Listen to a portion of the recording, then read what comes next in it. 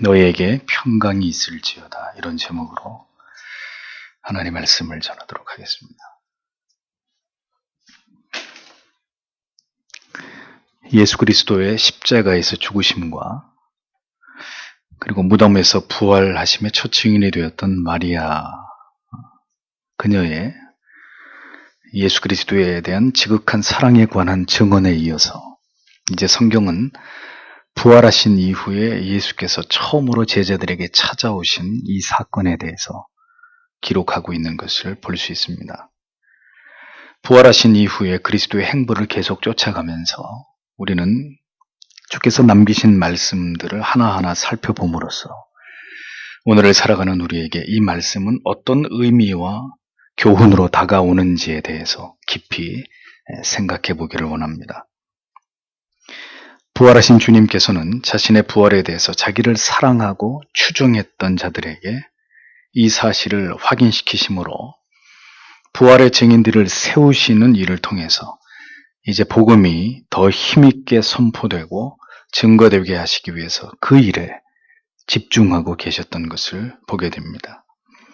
사람들을 세워서 복음의 기쁜 소식을 그들로 하여금 전파하게 하시는 사명을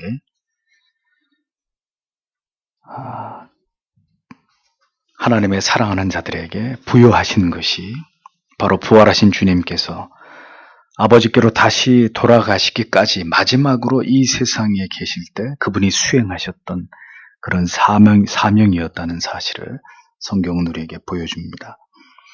마리아에게 속히 제자들에게 가서 그리스도의 부활을 알리라고 말씀하신 주님께서는 이제 친히 제자들이 숨어 있는 곳으로 찾아가십니다. 19절의 말씀을 다시 보면 그런 다음 안식일들의 그 첫날 저녁일 때에 그리고 문들이 닫혔을 때 유대인들에 대한 두려움 때문에 제자리에 있었던 곳에 예수께서 오셨다. 그리고 그가 한가운데 서셨다. 그리고 그가 그들에게 말씀하신다. 평강이 너희에게, 이렇게 직역이 됩니다. 예수님께서 제자들에게 찾아오신 날은 안식일이 지난 바로 다음 날 저녁 시간이었습니다. 절망과 두려움에 빠져 있는 제자들에게 주님이 찾아오신 시간은 그리 긴 시간이 지난 이후가 아니었다는 것을 알 수 있죠. 아침 일찍 마리아를 대면하시고 마리아를 통해서 예수 그리스도의 부활의 소식을 제자들에게 전하라고 말씀하신 바로 그날, 그 저녁에 주님은 제자들에게 곧바로 나타나신 것을 볼 수 있습니다. 낙심과 두려움에 휩싸여 있는 제자들을 만나셔서 다시 그들을 회복시키신 일을 주께서 얼마나 중요하게 여기셨고 그리고 가장 이것을 우선적으로 생각하고 계셨는지를 알 수 있는 대목이죠. 우리를 너무 오랫동안 두려움 가운데 두시는 주님이 아니신 것을 알 수 있습니다. 성도의 절망과 두려움과 낙심을 긴 시간 동안 방치하시는 그런 하나님이 결코 아니시라는 것입니다. 인간은 그렇게 담대하고 용기가 출중하고 오래 인내할 수 있는 그런 존재가 아니라는 것을 주님은 잘 알고 계셨던 분이기 때문입니다. 주님께서는 죽으신 지 3일 만에 부활하셔서 바로 그날 저녁에 사랑하는 제자들에게 찾아오신 것입니다. 제자들은 마리아를 통해서 예수께서 다시 살아나셨다는 소식을 들었음에도 여전히 바깥 출입을 금하고 모든 문들을 닫은 채로 두문불출하고 있었습니다. 그들은 여전히 두려움에 떨고 있었다는 방증이죠. 그들에게는 지금 예수님이 부활하셨다는 기쁜 소식보다 예수의 제자였던 자신들을 유대인들이 어찌할까, 그것에 대한 두려움이 그들의 마음을 더 강력하게 장악하고 있었던 것을 볼 수 있습니다. 제자들의 상황이 그러함을 아셨기에 부활하신 주님께서는 그들이 있는 곳으로 찾아오실 수밖에 없으셨던 것입니다. 주님께서 제자들에게 찾아오신 시각은 저녁이었습니다. 두려움에 떨던 긴 하루가 또다시 지나가고 이제 두려움의 긴 밤이 시작되려고 하는 그 시점에서 주께서는 그들 앞에 나타나신 것입니다. 그들은 모든 문을 닫고 있었다고 했습니다. 두려움은 모든 문을 걸어 잠그게 만들지요. 심지어 부활의 주님에게 달려갈 마음까지 닫아버리게 할 만큼 인간이 느끼는 두려움의 크기는 우리가 생각하는 것보다 훨씬 더 큰 것이었습니다. 오늘 우리 자신의 모습을 보십시오. 우리에게 마음의 슬픔과 고통과 어떤 좌절과 낙심이 몰려올 때 신자인 우리는 우리가 무엇을 해야 되는지를 잘 알고 있습니다. 하나님을 찾고 그 앞에 나아가서 기도하고 그 어느 때보다도 하나님의 말씀을 붙들어야 한다는 것을 잘 알고 있습니다. 그러나 그렇게 하지 못하는 우리 자신의 나약함을 볼 때가 얼마나 많이 있습니까? 주의 은혜가 아니면 우리가 주를 찾는 일조차도 우리에게는 불가능한 일이라는 것을 우리는 우리 자신을 통해서 그 사실을 잘 알 수 있는 것입니다. 그러한 상황을 아시기에, 그 인간의 연약을 아시기에 주께서는 제자들에게 찾아오신 것입니다. 오늘도 우리에게 말씀으로 찾아오셔서 먼저 손을 내어밀어 주시는 분이 바로 주님이시라는 겁니다. 예수님을 지극히 사랑해서 예수께서 십자가에 매달려 돌아가시던 그 자리와 이른 새벽에 무덤에까지 찾아갔던 마리아와는 대조적으로 제자들은 두려움에 짓눌려 있었고 그들의 마음은 예수께서 부활하셨다는 소식을 듣고도 전혀 반응하지 못할 만큼 두려움에 움츠려들어 있었던 것을 알 수 있습니다. 어떤 사람이든 두려움이 없다는 말은 거짓말입니다. 인간은 누구나 두려움을 느낍니다. 그 두려움은 철저하게 우리 자신을 웅크리게 하고 모든 마음의 창을 닫아서 때때로 하나님조차도 나를 도우실 수 없다고 느끼게 만드는 깊은 절망감에 빠뜨리기도 합니다. 그것이 두려움이 몰아오는 파괴적인 힘인 것이죠. 그럼에도 감격스러운 것은 우리가 그렇게 두려움이 많고 그 두려움 가운데서 도저히 자신의 힘으로 그것을 벗어날 수 없을 만큼 우리가 나약한 존재라는 것을 주님께서는 아신다는 사실입니다. 그러하게 주님께서는 지금 굳게 닫혀있는 문들 그리고 가로막힌 벽들을 초월해서 제자들 앞에 나타나신 것입니다. 그 어떤 두려움의 벽도 그리스도께서 우리 안에 찾아오심을 막을 수 없다는 것을 보여주시는 것이죠. 두려움의 벽을 넘어 두려움으로 잠가놓은 문을 열고 그리스도께로 갈 수조차 없는 우리들이지만 주님께서는 그 두려움 가운데서 나에게 나아오라고 말씀하시지 않고 그 두려움 가운데 떨고 있는 제자들의 한복판으로 찾아오시는 주님이셨습니다. 아직 그들의 믿음이 현실의 두려움을 이길 정도가 되지 못한다는 것을 주님께서는 잘 알고 계셨기 때문입니다. 그리스도는 양들을 잘 아는 목자이십니다.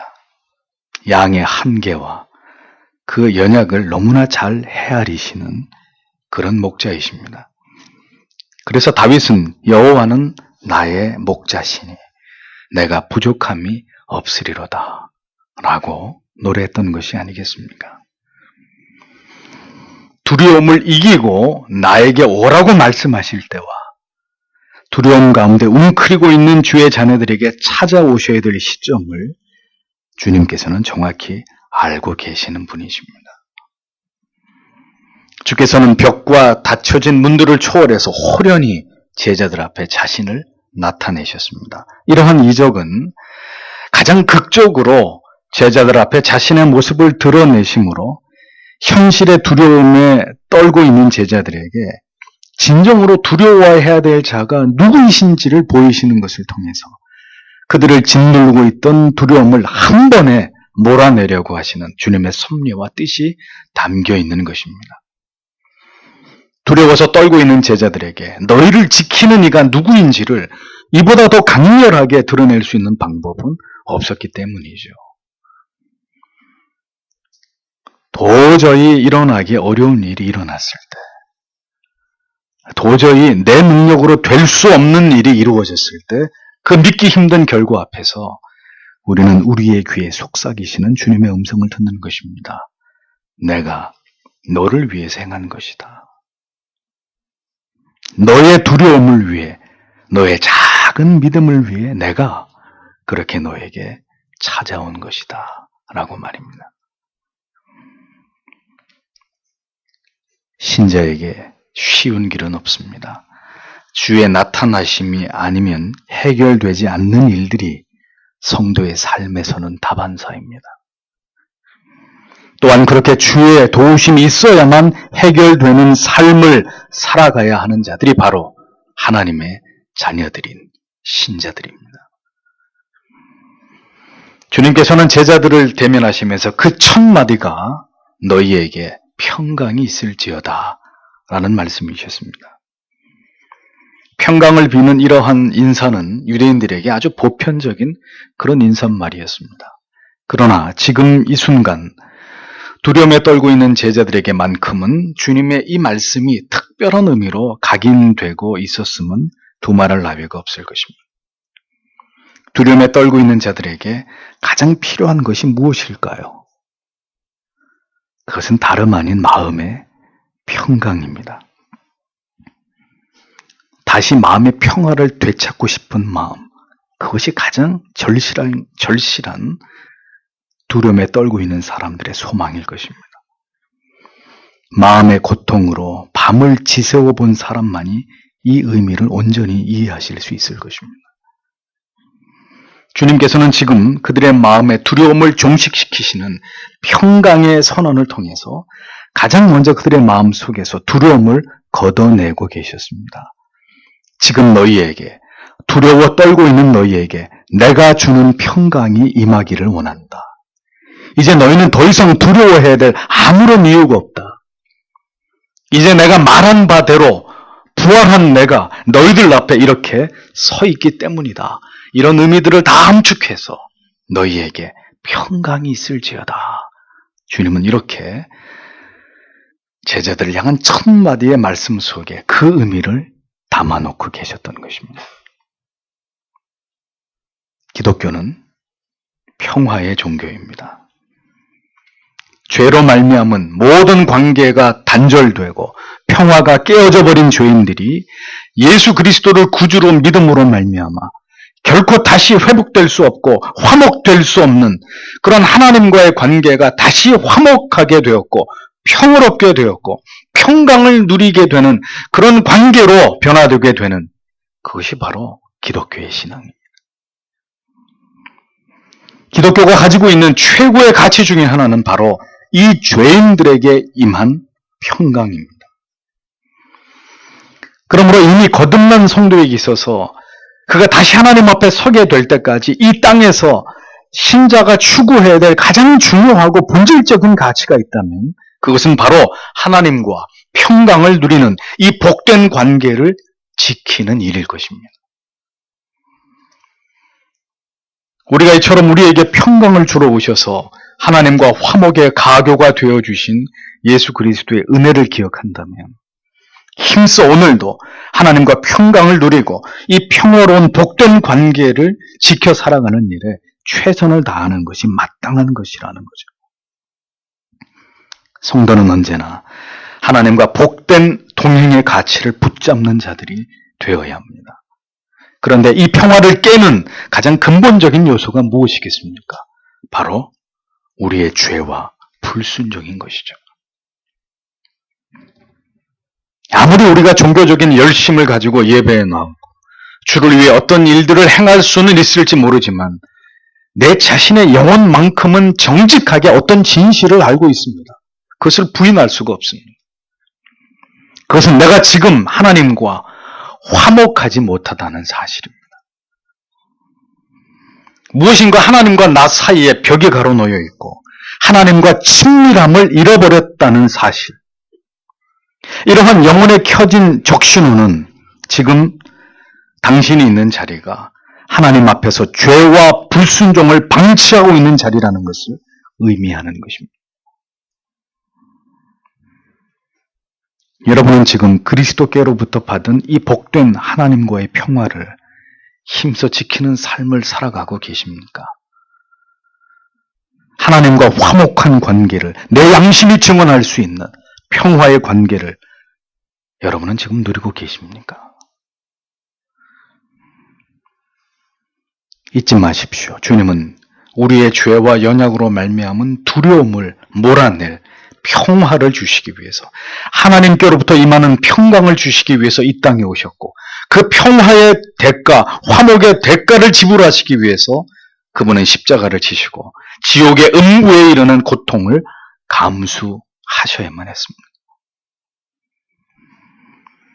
평화를 위해서 얼마나 위대한 대가가 지불되었는지를 아는 사람은 그 평화를 지키기 위해서 모든 노력을 다해야 함이 마땅한 것입니다. 그것이 그 은혜를, 그 사랑을 아는 자들의 도리가 아니겠습니까? 너희에게 평강이 있을지어다. 이 말씀을 듣는 순간 제자들의 마음을 지배하고 있던 모든 두려움의 먹구름은 물러갔을 것입니다. 성도 여러분, 이 평강을 지키기 위해서 최선을 다하는 자들이 되십시오. 죄와 싸우지 않고는 평화를 지킬 수 없습니다. 악과 대립하고 치열하게 싸우지 않는데 지킬 수 있는 평강이라는 것은 없는 것입니다. 죄의 문제를 가지고 언제든 십자가 앞으로 나옴을 주저하지 않는 그런 신자들이 되셔야 합니다. 죄와 평강은 결코 거듭난 신자의 마음에 양립할 수 없는 가치들입니다. 아직 회심을 경험하지 못한 사람들은 어리석은 의심과 회의적인 말과 게으른 의지로 하나님과 자신을 기만하지 말고 진실된 마음으로 이 평강을 나에게 허락해 주시기를 간절하게 기도하는 그런 겸비한 자들이 되어야 하는 것입니다. 주님이 주시는 그 평강으로 나의 모든 걱정과 근심과 두려움과 염려와 회의와 의심의 마음들이 물러가기를 소망합니다. 주 예수의 나에게 평강의 은총을 허락해 주시옵소서. 그러한 간구가 우리에게 있어야 한다는 것이죠. 우리의 영혼의 참된 평강은 진정으로 주께서 우리 안에, 내 안에 지금의 나의 상황과 문제 속에 함께 하심을 확신하고 깨닫게 되는 순간 종식되는 것입니다. 주께서 이를 아시기에 자신이 실제로 부활하신 주님이심을 더 확실하게 제자들에게 증명해 보이고 계신 것을 보게 됩니다. 20절을 보면, 그리고 이것을 말씀하시더니 그가 손들과 옆구리를 그들에게 보여주셨다. 그래서 제자들이 주를 보고 기뻐하였다. 이렇게 기록하고 있습니다. 인간을 잘 아시는 주님이시라고 했습니다. 너희는 부활한 나를 믿어라 라고 일방적으로 말씀하시지 않고 친히 십자가에 못 박히셨던 양손과 창을 맞으셨던 옆구리를 제자들이 요구하지도 않았음에도 불구하고 주님은 제자들에게 보이시면서 직접 확인하게 하셨습니다. 적어도 그 자리에 있었던 제자들은 후에 다시 주님이 나타나셨을 때 그 주님의 부활하심을 의심했던 도마를 그 자리에 있었던 제자들은 아무도 비난할 자격이 없습니다. 왜 그렇습니까? 그들도 주님의 손과 옆구리를 보고서야 그들이 주님이신 줄 알고 비로소 기뻐했다고 성경은 기록하고 있기 때문입니다. 무엇이든 눈앞에 보여주어야 믿는 이 믿음은 그때나 지금이나 여전히 저차원적인 믿음입니다.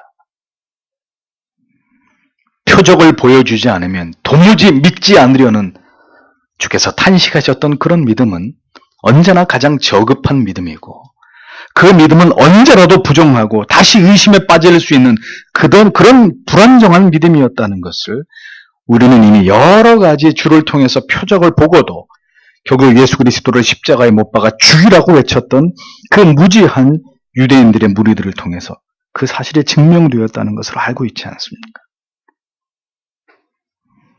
그런데도 그때나 지금이나 어리석은 자들은 무엇이 보이고 들려야 믿고자 합니다.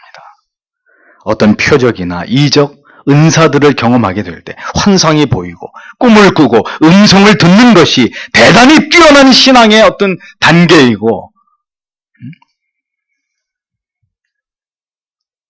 그것이 하나님을 아는 어떤 중요한 방법이라고, 방식이라고 여기는 그런 어리석고 유치한 생각들을 멈추지 않는 것들을 본단 말입니다. 주께서는 후에 도마에게 분명하게 말씀하셨습니다. 보지 않고 믿는 자가 더 복되도다. 그렇지만 주께서는 직접 보여주는 그러한 가장 확실한 방법을 통해서라도 지금 두려움에 떨고 있는 제자들에게 확신과 기쁨을 주고자 하셨습니다. 아직은 제자들의 믿음이 그 정도밖에 되지 않는다는 것을 주님이 알고 계셨기 때문입니다. 주님께서는 두려워하는 제자들을 훈계하고 꾸중하지 않으셨습니다. 너희의 믿음이 이것밖에 되지 않느냐? 그렇게 말씀하지 않았습니다. 그들의 믿음이 약하고 그 마음이 여린 것을 보시고 먼저 다가오셔서 그들을 안심시키기 위해서 이렇게까지 노력하시는 모습을 보여주고 있는 것입니다. 언제나 그렇게 한 계단 내려오셔서 우리에게 믿음을 불어넣으시고 두려움이 물러가도록 죄인들을 배려하시는 그런 주님이시라는 것을 성경은 보여주고 있는 것이죠. 그렇게 해서라도 믿음이 자라기를, 두려움이 물러가고 이제 기쁨을 얻고 확신을 갖게 되기를 간절히 바라셨던 그 주님의 마음을 읽을 수 있는 대목입니다. 그럼에도 불구하고 우리가 착각하지 말아야 될 것은 항상 이렇게 우리를 대우하시는 하나님이 아니시라는 것입니다. 아직 믿음이 부족할 때는 이렇게까지 우리에게 다가오시고 한 걸음 내려오셔서 우리에게 보다 분명한 믿음을 갖도록 도우시는 분이시지만, 또 한편 히브리서 5장 12절의 말씀처럼 때가 오려므로 너희가 마땅히 선생이 될 터인데 너희가 다시 하나님의 말씀의 초보가 무엇인지 누구에게 가르침을 받아야 할 것인지 젖이나 먹고 단단한 식물을 못 먹을 자가 되었도다. 신앙 안에서 오랜 세월이 지나갔음에도 불구하고 믿음이 성장하고 성숙되지 않음에 대해서 또 탄식하시고 책망하기도 하시는 그런 분이시라는 것을 우리는 기억해야 하는 것입니다. 오랜 시간이 지났음에도 자라지 못하고 있는 이 병적인 유아기는 분명 정상적인 신앙이라고 볼 수는 없는 부분입니다. 아직 믿음이 적은 분들은 주께서 진리의 선명한 깨달음을 통해서 더 분명한 믿음 주시기를 기도하셔야 될 것이고, 이제는 주를 위해 더 열심히 일을 해야 됨에도 불구하고 여전히 깨달은 바가 없고 여전히 나는 아무것도 할 수 없는 그런 존재라는, 나는 못하는 게 너무 많다는 그런 핑계 뒤에 숨어서 주를 위해서 헌신하고 충성하지 않고 있는 성도들은 하나님 앞에 부끄러운 마음을 가져야 하는 것이죠. 21절을 이어서 보겠습니다. 그래서 그 예수께서 그들에게 다시 말씀하셨다. 평강이 너희에게, 아버지께서 나를 보내셨던 것처럼 나도 너희를 보낸다. 이렇게 기록하고 있습니다. 주님은 다시 한번 평강을 제자들에게 빌어주고 계셨습니다. 첫 번째 평강은 두려움에 떨고 있는 제자들에게 빌어주신 평강이었다면, 이제 이 두 번째 평강은 제자들을 통해서 복음이 온 세상에 전파되도록 그들에게 사명을 주시면서 그들의 앞길에 빌어주시는 평강이었다라고 볼 수 있습니다. 자신이 성부 하나님의 보내심을 받아서 이 세상의 구세주로 오심으로 모든 대속의 사명을 완성하심처럼 이제 주님께서도 제자들을 이 세상으로 보내시면서 그들의 앞길에 평강이 함께하기를 빌어주고 계시는 것을 보게 됩니다. 하늘에서 부어주시는 평강, 헬라어로 에이레네, 히브리어로 샬롬입니다. 에이레네와 샬롬이 없이는 결코 갈 수 없는 사도의 길, 믿음의 길임을 주께서는 앞으로 사도의 사명을 감당해야 될 제자들에게 가장 필요한 것이 무엇인지를 알고 계셨던 것이죠. 이 땅에서 메시아의 생애를 사시는 동안에도 주께서 십자가의 순환 앞으로 나아가셔야만 했던 그때에도, 그리고 마침내 십자가를 지시던 그 순간에도 한시도 주님을 떠나지 않았던 것은 바로 성부 하나님과 견고하게 연결되어 있었던 그 평강이었습니다. 바울 사도는 언제나 모든 초대교회 성도들에게 서신을 보내고 그 끝 인사로 뭐라고 얘기했습니까? 은혜와 평강이 너희 무리들에게 함께하기를 원한다고, 그렇게 기원하는 것으로 모든 서신서의 끝을 장식했습니다. 그 많은 축복의 말들 가운데 왜 평강이었을까요? 평강은 이 땅을 살아가는 하나님의 자녀들에게 가장 필요한 것이고, 모든 고난과 박해와 궁핍과 고통을 이기게 하는 능력의 원천이기 때문입니다. 어떤 어려움이 있어도 주께서 우리의 마음과 영혼 가운데 부어주시는 평강이 있다면 우리는 모든 어려움을 이기고 우리에게 주어진 사명의 길을 갈 수 있습니다. 그러나 모든 것에 부족함이 없고 풍족하고 여유롭다 할지라도 우리의 마음의 영혼에 평강이 없다면 우리의 마음은 지옥을 방불할 수밖에 없는 것입니다.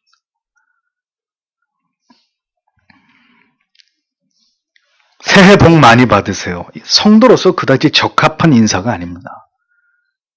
우리가 복 많이 받으란다고 복이 옵니까?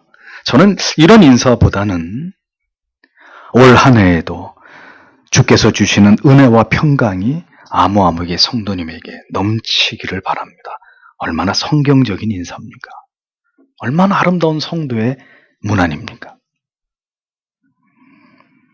이 말씀을 전하는 목사의 마음에도, 그리고 좁은 길을 가면서 신앙의 정도를 고집하는, 그래서 여러 시련과 불이익과 고난을 당할 수밖에 없는 여러분들의 마음에도 주께서 주시는 절대적인 평강이 항상 함께 하시기를 간절히 소망합니다.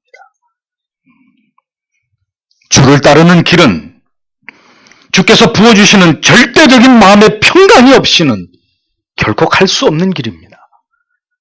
신앙의 길, 사명의 길, 십자가의 길은 위로부터 임하는 절대적인 평강이 우리의 영혼을 지배하고 우리의 마음을 채우지 않고는 절대로 갈 수 없는 길입니다. 이 평강이 있었기에 베드로는 감옥에 갇혔어도 찬송을 부르고 깊이 잠을 청할 수 있었던 것이고, 이 평강이 있었기에 바울은 유라굴로 광풍 속에서도 배에 탄 사람들을 안심시킬 수 있었던 것입니다. 만약에 평강이 없이도 갈 수 있는 길이 있다면 기억하십시오. 그 길은 결코 십자가를 쫓는 길일 수 없습니다. 주를 기쁘시게 하는 길이 아닌 것이죠. 평강이 없이도 넉넉히 갈 수 있는 넓은 길, 세상에 주는 모든 것들을 누리고 그것으로 낙을 삼을 수 있는 그런 길은 절대로 성도에게 허락된 길이 아니라는 것입니다. 그 길은 결코 사명을 받은 자들이 가야 할 길이 아닌 것이죠. 우리의 마음의 진정한 위로, 우리의 마음에 넘치는 평강은 오직 위로부터 우리에게 임하는 것일 뿐입니다. 세상이 우리에게 주려고 하는 그 찰나의 기쁨은 모두 그 평강과는 비교도 할 수 없는 유사품들에 지나지 않는 것이죠. 제자들에게 평강을 빌어주신 주께서 오늘도 이 사악한 세상에서 믿음으로 바른 길을 가고자 하는 자들에게 평강을 부어주시지 않겠습니까?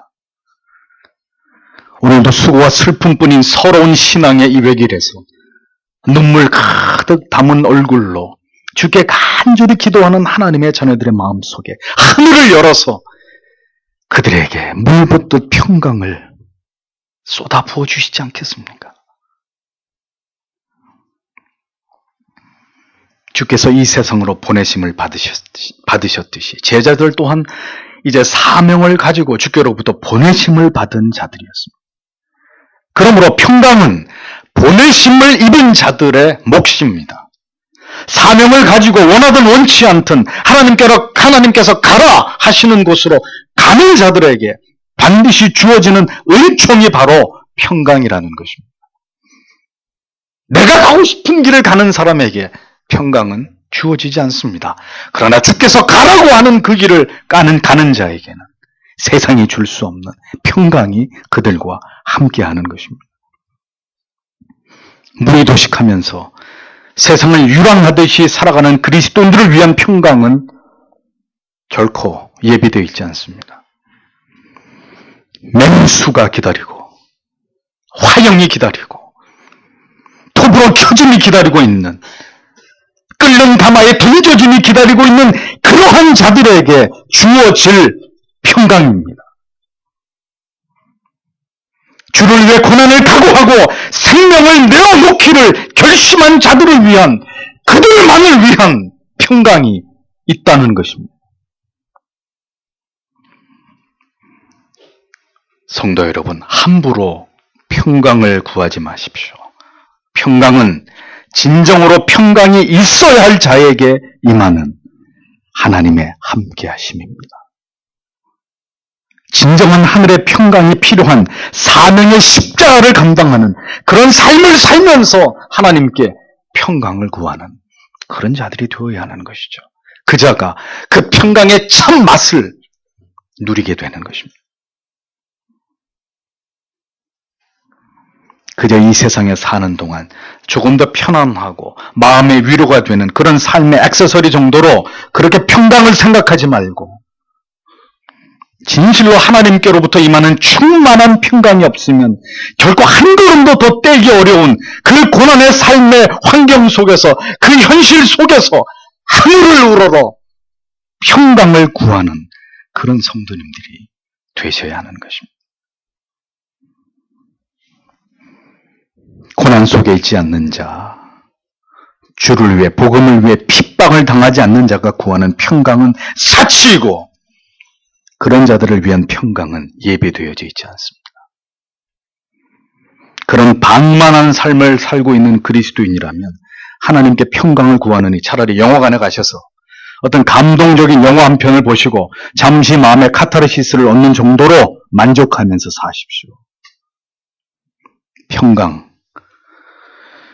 그렇게 여유롭고 한가한 사람들이 잠꼬대하듯이 구할 수 있는 그런 가치가 결코 아닙니다. 하나님은 그런 자들에게 주시기 위한 평강을 예비하시는 분이 아니십니다. 사명을 주시며 이제 세상으로 나아가라고 말씀하시는 주님은 그들에게 평강뿐만 아니라 성령을 부어주십니다. 22절에 그리고 이것을 말씀하시고 그가 숨을 내쉬셨다. 그리고 그가 그들에게 말씀하신다. 너희는 성령을 받으라. 제자들에게 숨을 내쉬면서 성령을 받으라고 말씀하시는 주님의 이 같은 행위는 전무후무한 그런 모습입니다. 물론 이 행위는 매우 중요한 상징을 담고 있는 것이라고 볼 수 있습니다. 성령을 받으라 명령형으로 주어진 이 말씀은 이제 주께로부터 보내심을 받아 사도의 사명을 감당하는 자들에게 반드시 성령을 필연적으로 수납해야만 한다는 그런 의미를 담고 있는 강력한 말씀입니다. 성령, 보혜사를 의미하는 팔라클레톤이라는 의미가 뭐죠? 도와주는 자, 조언자라는 뜻입니다. 성령은 이제 제자들의 심령 가운데 강력하게 역사하심으로 지식의 영으로 그리스도의 모든 말씀들이 깊이 이해되고 깨달아지고 그래서 능력 있게 복음을 선포하도록 돕는 그런 역사를 제자들 가운데 행하시는 분이라는 거예요. 그러므로 진리를 선포하면서 능력 있게 복음을 선포하는 일은 이 성령의 도우심이 없이는 불가능한 일이라는 것을 주님은 우리에게 알려주고 계십니다. 성령께서 우리를 붙드심으로 우리로 하여금 성경의 진리를 더 깊이 풍성하게 깨닫게 하시고 우리의 입술을 통해서 능력 있게 이 진리가 증거되고 선포되게 하실 때 예수 그리스도의 사도들도 그리고 시대를 뛰어넘어 오늘을 살아가는 우리들도 성령의 도우시는 이 역사로 말미암아서 힘있게 진리를 선포함으로 진리 앞에 영혼들을 굴복시키고 바른 믿음으로 그들을 돌이키게 하는 그런 역사를 행할 수 있다는 것이죠. 우리는 이미 이 성령을 받은 주의 제자들입니다. 그 성령은 진리 안에서 더 강력하게 역사하십니다. 진리의 말씀을 통해서 택하신 백성들 가운데 힘있게 일하십니다. 우리가 언제나 주의 말씀을 사모하고 그 진리를 깨달으며 그 진리 안에 거하기를 힘써야 되는 이유는 성령께서 오늘도 진리의 말씀을 통해서 이 원색적인 복음을 통해서 여전히 우리의 심령 가운데서 일하시기 때문입니다. 주께서는 자신이 숨을 내신 것처럼 자신으로부터 성령이 발출되실 것임을 예고하셨습니다. 그리고 머지않아 제자들은 실제로 120문도들과 함께 다락방에 모여서 기도하는 가운데 성령을 받게 된 것을 사도행전은 증언하고 있습니다. 보혜사는 성자와 성부로부터 발출되셔서 우리의 각 영혼 가운데 임하시는 영이십니다. 성령은 우리가 전적으로 타락하고 부패한 죄인들이라는 사실을 깨닫게 하시고 하나님의 공의에 대한 진노하심과 심판에 대한 그 두려움을 우리에게 깨닫게 하셔서 예수 그리스도만이 유일한 피난처시요 영원한 지옥의 형벌로부터 나를 구원하실 구주이심을 믿어지게 하시는 분이십니다. 그리고 그 성령의 조명하심이 있어야만 우리는 이제 영의 눈이 열리고 귀가 열려서 복음을 들을 수 있고 진리를 깨달을 수 있게 되는 것입니다. 성령은 철저하게 주께서 하신 말씀 안에 제한되고 종속되시는 것입니다. 우리에게 그 복음이 깨달아지고 모든 하나님의 말씀이 이해되어지도록 역사하시는 지식의 영이 바로 성령이십니다. 성령을 받을 때 그러므로 우리는 이제 하나님의 말씀을 깨닫게 되는 은총을 받게 되는 것이고 그 깨달은 진리를 다른 사람들에게 전할 수 있는 능력을 받게 되는 것입니다. 이렇게 주님께서는 성령을 보내시고 성령을 받게 하심으로써 이제 그들의 명실상부한 사도로 세워가시는 모습을 오늘의 성경은 우리에게 보여주고 있는 것입니다. 그리고 이제 마지막으로 사도들에게 어떤 권한이 위임되었는지를 말씀하고 있습니다. 23절에 만일 너희가 누구의 죄들이든지 용서하면 그들에게 용서되어 왔다. 만일 너희가 누구의 죄들이든지 그대로 두면 그것들이 그대로 있어 왔다. 이렇게 기록하고 있습니다. 주님께서는 사도들에게 성령을 받을 때 성령께서 제자들을 통해서 행하실 일들에 대해서 설명하시면서 죄사함의 능력이 성령께서 제자들이 선포하는 복음을 통해서 각 영혼들 가운데 역사하실 것이라는 사실을 말씀하셨습니다. 본문을 잘못 오해하게 되면 마치 제자들에게 죄사함의 권세가 있는 것처럼 그렇게 오해될 수가 있습니다. 그러나 사도는 어떤 자의 죄가 사해지고 어떤 자의 죄가 그대로 남아있게 될지에 대해서 선포하는 역할을 수행할 것일 뿐이지 그 죄 자체를 사도가 용서할 수 있는 권한을 가지고 있는 것은 아닌 것이죠. 즉 제자들은 죄사함과 관련된 복음 선포의 대리자로서 그 역할을 감당하는 것이고 그 죄를 용서하시는 분은 오직 하나님이심을 밝히고 있는 것입니다. 또한 그 복음을 받아들여서 예수를 믿고 용서함을 받을 자와 끝내 복음을 거부하고 그 죄가 그대로 있어서 심판을 당할 자 역시 그것은 하나님의 작정하심 속에 있는 것이니 사람에게 그것을 선포하고 구분할 권한이 없다는 것을 우리는 이 성경을 통해서 올바르게 이해할 필요가 있는 것입니다. 이런 점에서 로마 카톨릭 교회의 사제들이 가지고 있다고 주장하는 바와 같이 죄를 사면해 줄 능력과 또 사면되지 못한 자에게 천국의 문을 닫아버리는 이런 권한이 그들에게 있다고 말하는 것은 바로 부패한 교권주의가 보여주는 아주 오만하고 어리석은 성경 해석에 그리고 적용의 극치라고 볼 수 있는 것이죠. 우리에게 주어진 권한은 무엇입니까? 오직 복음의 근거에서 죄사함을 받게 될 자들은 어떤 자들이고 결코 그 죄가 사해지지 않음으로 인해서 결국 지옥에 떨어지게 되는 자들은 지금 어떤 삶을 살아가는 자들인지 이것에 관해서 외칠 수 있는 권한이 우리에게 있다는 것을 우리는 바르게 이해해야 되는 것입니다.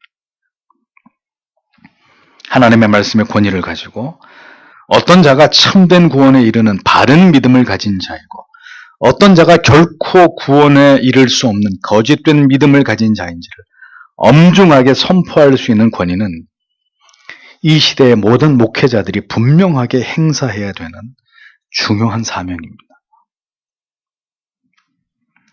주께서 분명하게 제자들에게 네 죄든지 사하면 사하여질 것이요 네 죄든지 그대로 두면 그대로 있으리라 이렇게 말씀하시면서 죄가 사하여질 자와 죄가 사하여지지 않을 자 이 양자를 주님이 분명히 말씀하셨다는 것을 주의해서 봐야 합니다.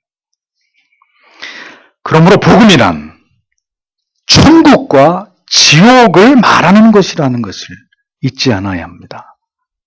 반드시 영생과 영벌을 말하는 것이어야 합니다. 택자와 불택자를, 선택과 유기를 분명하게 설명하는 것까지가 무엇이다?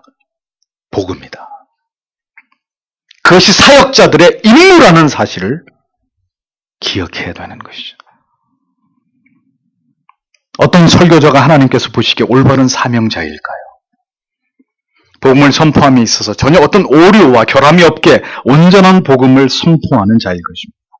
가감없이 복음을, 진리를 영혼들에게 선포하는 사람이라야 그가 진정한 설교자이고 이 복음을 분명하게 이해하고 믿는 사람이라야 그가 진정한 성도가 되는 것입니다.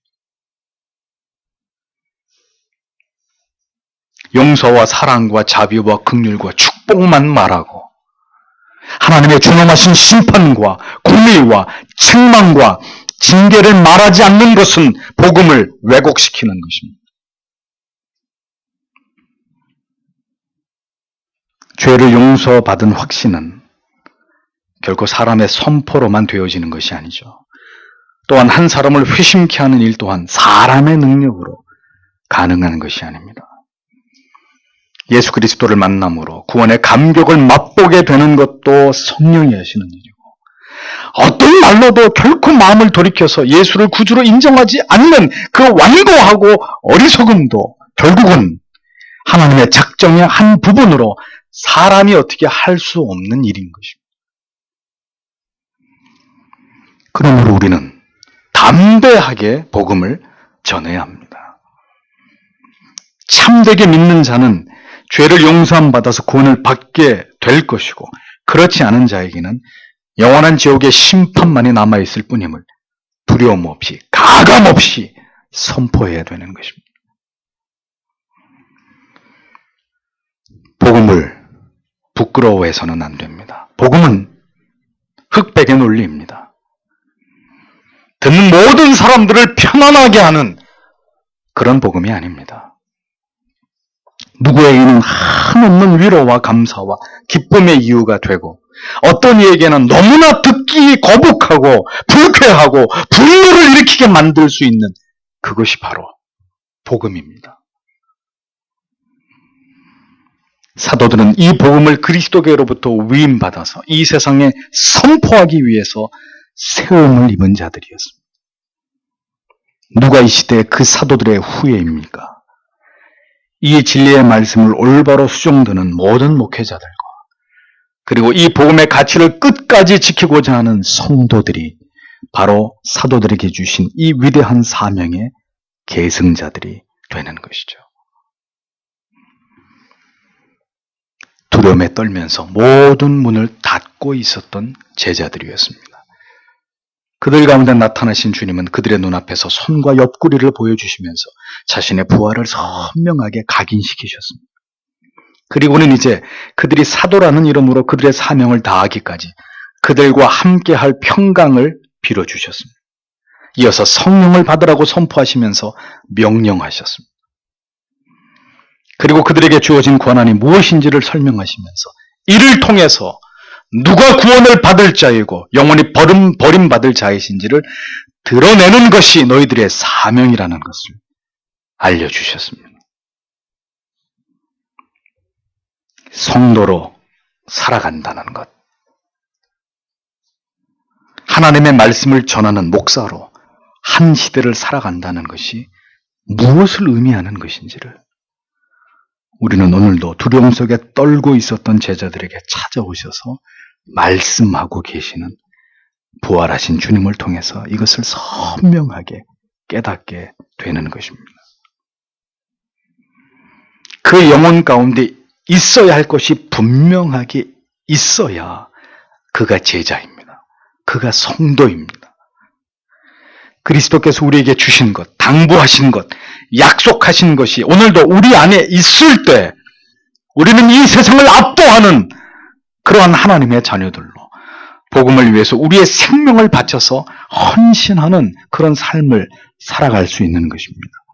반드시 있어야 할 것이 우리 안에 없는데 무엇으로 성도의 삶을 살아갈 수 있습니까? 무엇으로 복음을 전하는 전도자의 삶을, 설교자의 사명을 감당해내겠습니까?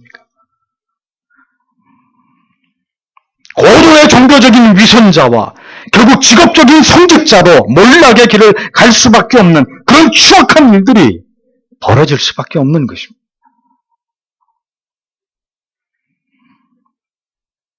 부활하신 주님께서 제자들에게 찾아오셔서 또박또박 말씀하여 주신 이 진리를 성도 여러분 깊이 가슴에 새기십시오.